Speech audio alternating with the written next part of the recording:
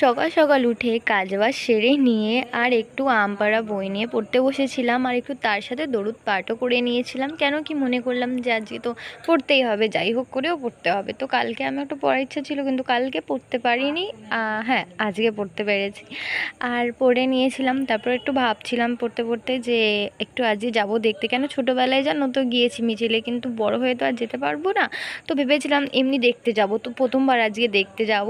তো এরকম লজ্জাও লাগছিল, তো আমি একটু এখানে বসে বসে ভিডিও করে নিচ্ছিলাম এটা। তারপর আমি এদিকে ব্লগ করছিলাম, যে একটু ভাবলাম যে একটু ব্লগ করব। তো এখানে দেখো আমি ক্লিপ নিয়ে নিচ্ছিলাম, আমার খুব সুন্দর লাগছিলো। এই প্রথমে এখান থেকে বেরোচ্ছিলো, তারপরে আমি তো একদম লজ্জা লাগছিলো আমার, তাই জন্য আমি একটা কোনার সাইড দাঁড়িয়েছিলাম, যেটা আমাকে কেউ দেখতে পারবে না। হ্যাঁ, একটু হলেও দেখতে পারবে কিন্তু বেশি দেখতে পারবে না। তো এরকম সাইডে দাঁড়িয়েছিলাম, দাঁড়িয়ে একটু ভিডিও করে নিচ্ছিলাম। তারপর আমার না খুব মানে কেমন একটা যেন ছোটোবেলার কথা মনে পড়ে যাচ্ছে, যে ছোটোবেলায় কী সুন্দর আমরা সব যেতাম বান্ধবী মিলে। আর অনেক কিছু কাণ্ড আছে জানো। ছোটোবেলায় একদিন গিয়েছিলাম দেখতে, আর এরকম গাড়িতে উঠেছিলাম, উঠে আর সব বান্ধবীরা মিলেছিলাম, আর একটা বাচ্চা ছেলের মাথায় পায়েস দিচ্ছিলো, আর পায়েস নিতে গিয়ে স্লিপ করে পড়ে গেছিলো একটা বাচ্চার মাথায়। তো সেই মোমেন্টটা তো আলাদাই ছিল। আর আমি মানে পড়েই গিয়েছি, আর আমরা পিছন ফিরে দাঁড়িয়ে পড়েছি, যে না জানার ভান করছি যে কে ফেলেছে কে ফেলেছে এরকম জানো।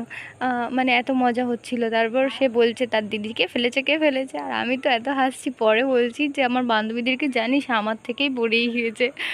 তারা এত হাসছে। ওরা বলছে যে তুই এমন ভাব করছিস যে বুঝতেই পারলো না যে তুই ফেলেছিস। আমি কী করবো সেখানে। আর তাও ছোট ছিলাম, মানে ভয়তে আমি আর কিছু বলছি না যে আমি ফেলেছি, হয়তো যদি আমাকে বকাবকি করে।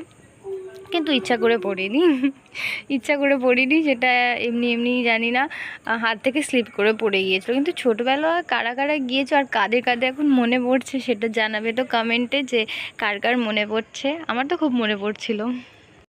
তারপর ওখান থেকে আমরা চলে আসি সঙ্গে সঙ্গে, আস্তে আস্তে করে গুটি গুটি পায়ে আমরা হেঁটে হেঁটে চলে আসি।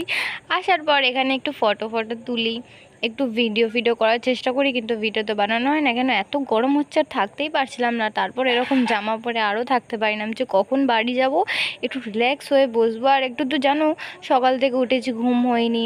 তারপর মানে একটু ক্লান্ত লাগছিলো শরীর, দেখবে সকাল থেকে উঠলে বেশি মানে দেখবে ক্লান্ত লাগে শরীর। তাই আমি যে বাড়ি যাই, তারপর খাওয়া দাওয়াও করিনি। কটা 3:30 বেজে গিয়েছিলো। আমরা বেজে মানে আমাদের রান্না খাওয়া মানে গোসল করা হয়ে গেছে তোমার 12টার মধ্যে। কিন্তু চাইলে খেতে পারতাম, কিন্তু খাইনি ইচ্ছা করেই। মানে কি বলবো, খেতে যেন কষ্ট হয় এরকম। তবে এখানে বললাম যে বাড়ি চল, খিদেও লেগেছে আর খেয়ে নিই, আর গরমও হচ্ছে, থাকতে পারছি না।